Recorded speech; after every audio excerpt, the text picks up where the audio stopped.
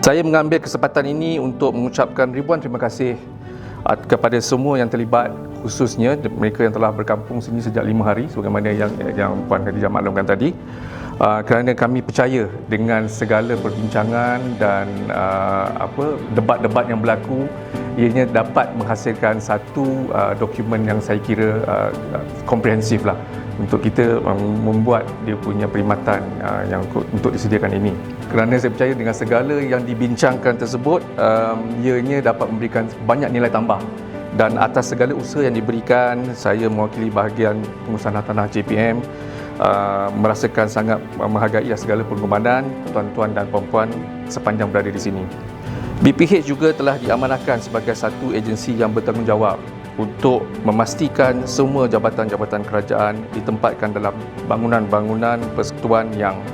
munasabah, sesuai dan boleh melaksanakan operasinya, kan kemudahan dan kesenangan kepada orang ramai, khususnya sebagai kita punya publik, untuk berurusan dengan semua jabatan sebagaimana yang termaktub di dalam Perintah Am BAPI. Adalah penting bagi BPH untuk memastikan semua BGKP di bawah sediaan kami ini berada dalam keadaan yang kondusif serta diuruskan dan juga diselenggara dengan baik, bersesuaian dengan fungsi dan pengoperasian jabatan-jabatan yang ditempatkan di dalam bangunan tersebut.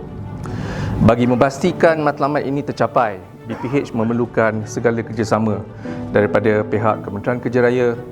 daripada pihak Jabatan Kerja Raya selaku kami punya rakan agensi teknikal, agar dapat memberikan khidmat nasihat yang terbaik kepada BPH untuk kita memastikan aspek-aspek penyelenggaraan aset kerajaan ini berada dalam keadaan yang terbaik. BPH juga mengharapkan perkhidmatan yang terbaik daripada syarikat konsesi perkhidmatan yang telah dilantik oleh kerajaan bagi memastikan bangunan-bangunan tersebut dapat diurus dan diselenggara